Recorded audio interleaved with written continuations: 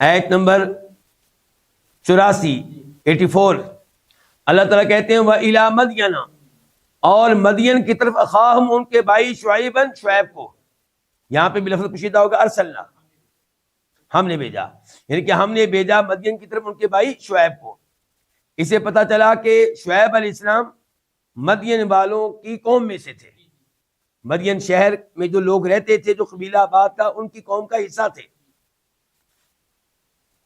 اور ایک جگہ پہ کہا گیا ہم ان کو بھیجا تھا اصحاب ایکا کی طرف، اصحاب الایکا کی طرف، تو وہاں پہ یہ نہیں کہا گیا کہ یہ ان کے بھائی تھے۔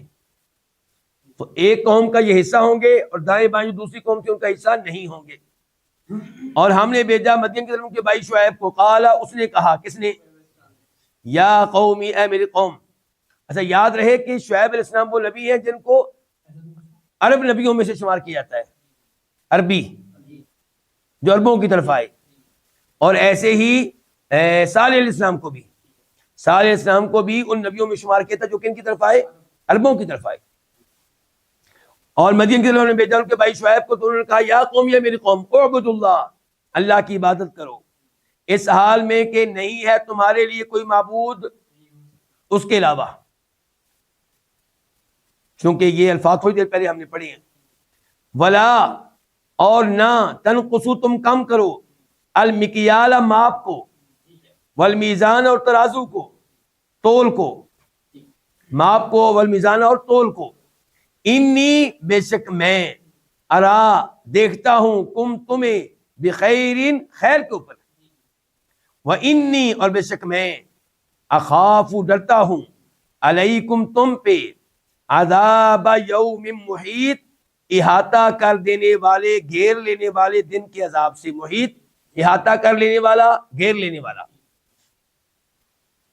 اس آیت کی تفسیر یہ ہے کہ اللہ تعالیٰ نے مدین کی طرف شعیب علیہ السلام کو بھیجا، اور ان کی دعوت و تبلیغ کا آغاز بھی کیسے ہوا؟ توحید کی دعوت، شرک سے روکنا، اور اس کے بعد دوسرا جرم کہ وہ لوگ اس مرض میں، اس بیماری میں مبتلا تھے کہ ماپ تول میں کمی کرنا۔ تو کہا کہ تم ماپ تول میں کمی نہ کرو۔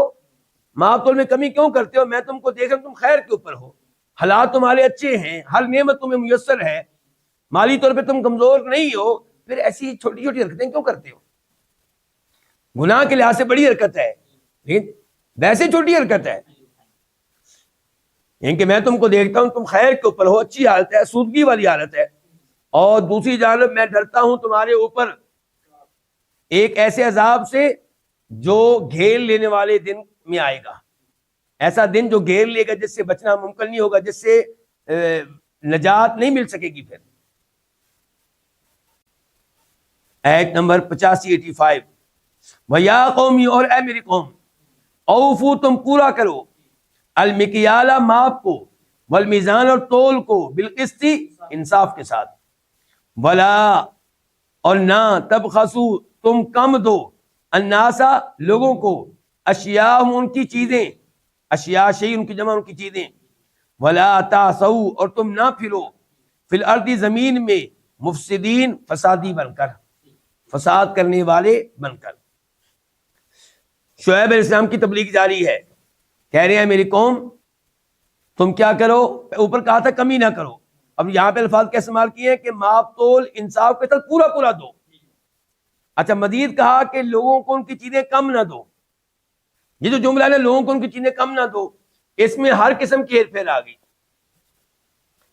کیونکہ کئی چیزیں ایسی ہیں جو ہم لوگوں کو دیتے ہیں ماپے بغیر، تولے بغیر، گن کر دیتے ہیں مثال کے طور پہ، جی ہاں۔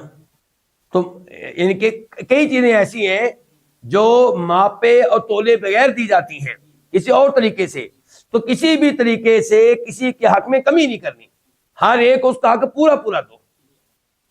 دینے کا طریقہ چاہے ماپنا ہو، ماپنا کہتے ہیں برتن میں ڈال کے، مخصوص برتن ہوا کرتے تھے جن کا ماپ مشہور ہوتا تھا، اور ایسے تول، جیسے کہ ہمارے یہاں گرام وغیرہ ہوتے ہیں، تو کی چیز ماپ کر دو یا تول کر دو یا کسی بھی طریقے سے دو، کسی کو اس کا حق کم نہ دو، پورا حق دو۔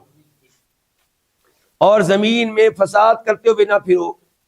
علماء کرام نے لکھا ہے کہ ان لوگوں کو جب ہیر پھیر سے منع کیا جاتا تھا ماپ تول میں کمی سے منع کیا تھا تو دھمکیاں دیا کرتے تھے.